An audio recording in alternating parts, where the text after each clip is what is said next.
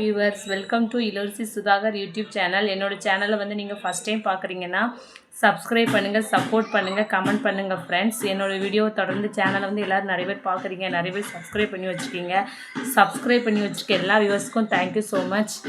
நான் இப்போ வந்து உங்கள்கிட்ட என்ன வீடியோ பற்றி பேச போகிறேன்னா, நம்ம வந்து இப்போ ஃபஸ்ட்டு என்ன டாபிக் பற்றி நம்ம பார்த்துட்ருக்கோன்னா, நம்ம வீடை எப்படி வச்சுக்கிறது, தலைவாசல் எப்படி வச்சுக்கிறது, கிச்சன் எப்படி வச்சுருக்கிறதுலாம் நான் வீடியோ போட்டிருக்கேன். உங்களுக்கு வீடியோ பார்க்கணும் அப்படின்னா என்னோடய சேனலில் போய் பார்த்துக்கோங்க.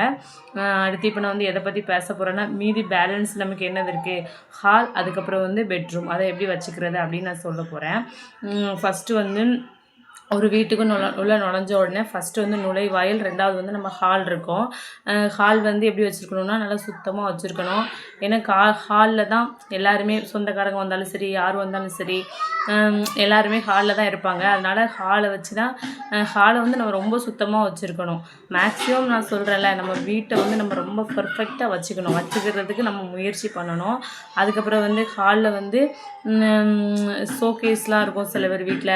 அந்த ஷோகேஸ்குள்ளெலாம் வந்து நிறைய பொம்மை, நிறைய பொருட்கள், நிறைய கிஃப்ட் ஐட்டம்ஸ், நிறைய அழகு பொருட்கள்லாம் வச்சுருப்போம்.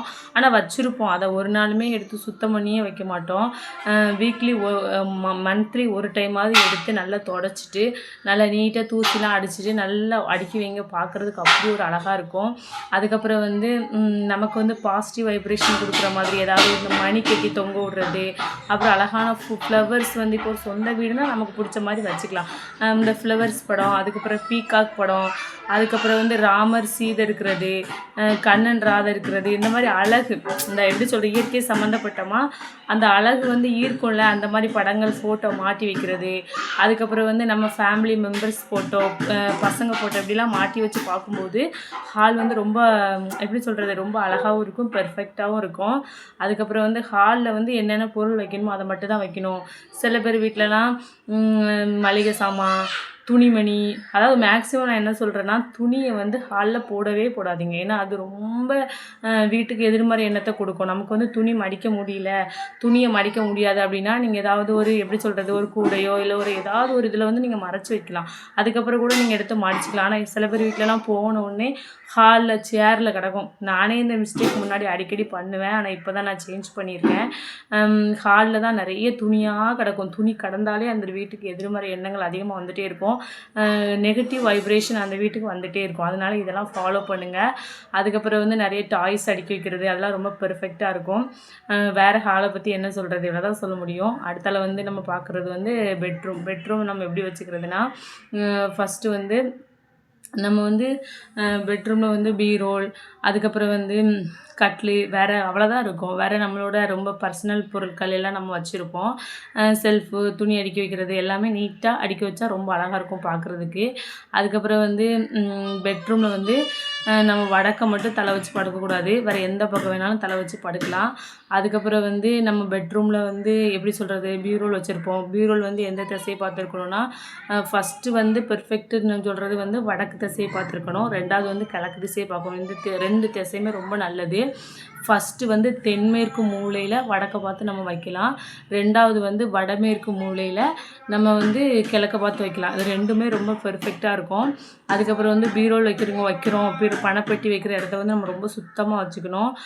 பணத்துக்கு அந்த பீரோலுக்கு மேலே எந்த தூசியோ ஒற்றையோ இல்லை அதுக்கு கீழே தூசியோ இல்லை அழுக்கோ, இல்லை சில பேர் வீட்டிலலாம் பீரோல் மேலெலாம் கண்டதி அள்ளி வச்சுருப்பாங்க, அதெல்லாம் வைக்கக்கூடாது.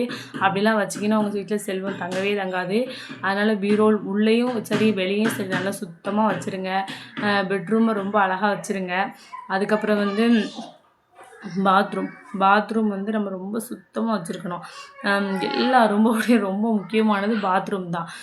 சில பேர் வீட்டோடு சேர்ந்து அட்டாச்சாக பாத்ரூம் இருக்கும். அப்படின்னா ரொம்ப பேட் ஸ்மெல் வந்துகிட்டே இருக்கும். அதனால் நம்ம வீட்டில் யாருமே இல்லாத நேரம், நம்ம மட்டும் தனியாக இருக்கிற நேரம் வந்து பாத்ரூம் வந்து நம்ம திறந்து அந்த கெட்ட வாடை வந்து வெளியே போகிறதுக்கு நம்ம வந்து அந்த பாத்ரூம் கதவை வந்து திறந்து வைக்கலாம், அது வெளியே போயிடும்.